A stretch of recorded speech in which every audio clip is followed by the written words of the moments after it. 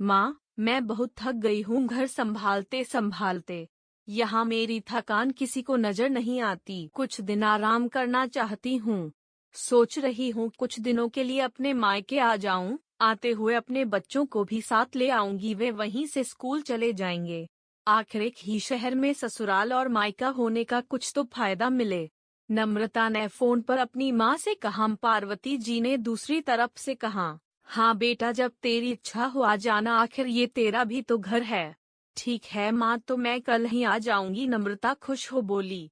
हाँ बेटा, कल आ जाओ, मैं तुम्हारा इंतजार करूंगी। अभी मैं फोन रखती हूँ, मुझे मंदिर भी जाना है। कमला जी ने फोन रख दिया और सीधे किचन में गई। किचन में खाना बना रही बहू से बोली, अरे अनुपमा सुनो, कल तुम्हारी ननंद आ रही है। आज बाजार जाकर फल, सब्जी और मिठाइयाँ लेकर आना। बेचारी मेरी बेटी ससुराल में नौकरों की तरह काम करती है और उस पर कोई ध्यान ही नहीं देता। यहाँ आएगी, कुछ दिन रहेगी तो उसका मन और तबीयत अच्छे रहेंगे। सास के मुंह से ऐसी बातें सुनकर अनुपमा का चेहरा उतर गया। वह मन ही मन सोचने लगी, काश आपको मेरी थकावट भी नजर आती। मैं भी दिन रात झाड़ू पोछा, बर्तन, खाना बनाना, माँ के जाना और हर वह काम करती हूँ जिससे हमारे परिवार वालों को कोई दिक्कत ना हो। काश आप मुझ पर भी ध्यान दे पाती। आपकी बेटी तो जब मन में आता है तब यहाँ आ जाती है, लेकिन मैं साल में एक बार ही अपनी माँ के पास जाती हूँ, तब भी आपको प्रॉब्लम होती है। मैं भी इंसान हूँ, मेरा भी मन है। मुझे भी लगता है अपने माँ के पास जाकर थोड़ा आराम करूँ, सुख दुख की दो चार बातें करूँ, अपना मन हल्का करूँ। भगवान, अब तुम ही कुछ करो ताकि मेरी सास की आंखें खुले और उसे मेरी थकावट भी नजर आए। शाम तक भगवान ने जैसे अनुपमा की सुन ली और उसकी ननंद का फोन आया। ननंद ने अपनी माँ से कहा कि उसकी सास ने उसे मायके आने के लिए मना कर दिया है, इसलिए इस बार वो नहीं आ सकती। पार्वती जी बोली, ऐसे मना कर दिया?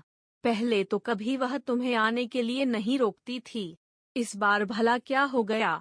लाओ मेरी बात कराओ उसने, मैं समझती हूँ। नम्रता ने फोन अपनी सास के पास दिया। पार्वती जी ने कहा, नमस्कार समधन जी, आपसे कुछ कहना था। समधन जी ने कहा, कहिए। दरअसल नम्रता कल त्योहार है, इसलिए अपने मायके आना चाहती है, अगर आप उसे भेज दे तो अच्छा रहेगा। नम्रता की सास ने कहा, देखिए समधन जी, आपकी बेटी मायके जा कर रहे, इस बात के लिए हमने उसे कभी नहीं रोका और इस बात से हमें कोई प्रॉब्लम है भी नहीं। कुछ दिनों पहले मैं अपने रिश्तेदार के शादी में गई थी, वहां आपकी बहू अनुपमा की माताजी से मिलने का मौका मिला। उनसे गपशप करने के दौरान उनकी बातों से पता चला कि अनुपमा को साल में एक ही बार अपने मायके जाने को मिलता है और वह भी बहुत कम समय के लिए। मुझे लगता है आपको पहले अनुपमा को उसके मायके भेज देना चाहिए और वह जब मायके होकर आ जाएगी तो मैं नम्रता को आपके पास भेज दूंगी।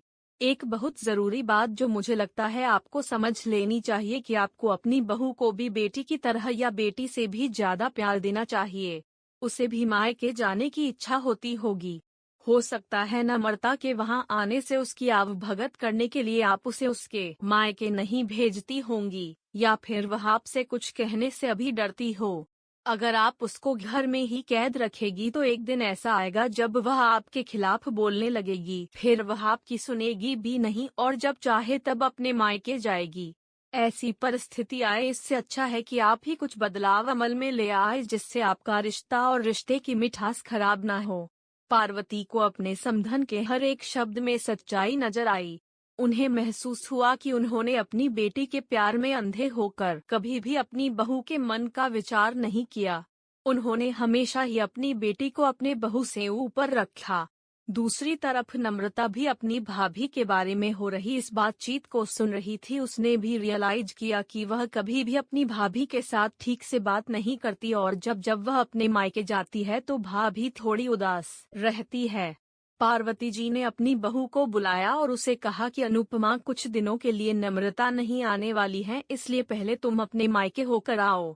यह सुनते ही अनुपमा का चेहरा खिल गया, क्योंकि यह पहली बार था जब उसकी सास ने सामने से उसे अपने मायके जाने के लिए कहा था। अगले दिन अनुपमा अपने मायके गई और इस बार 1-2 दिन नहीं, पूरे हफ्ते भर रह कर आई। अपने माँ बाप से, अपने रिश्तेदारों से मिलकर आई और जब वह लौट कर आई तो उसका चेहरा खिला हुआ था, उसकी आंखें चमक रही थी। अनुपमा के आने के बाद नम्रता भी अपने मायके आई और इस बार वो खुद सामने से अपनी भाभी से खुशी खुशी मिली और अच्छे से बात की। नम्रता ने अपनी माँ से बात करके उन्हें भी अच्छे से समझने में मदद की कि वह कहीं न कहीं अनुपमा के साथ गलत व्यवहार कर रहे थे। दूसरी तरफ अनुपमा अपने ससुराल वालों के बदले रवैया से बहुत खुश थी। अब वह खुशी खुशी सबका ध्यान रखती और हर काम प्यार से करती। वह ध्यान रखती कि कोई भी ऐसी बात या काम ना करे जिससे घर में तनाव का माहौल पैदा। पार्वती जी अपनी बहू को खुद ही समय समय पर मायके भेज दिया करती। एक छोटे से बदलाव ने सास बहू और भाभी ननंद के बीच की कड़वाहट को दूर कर दिया और रिश्तों को और भी ज्यादा मीठा और मजबूत कर दिया।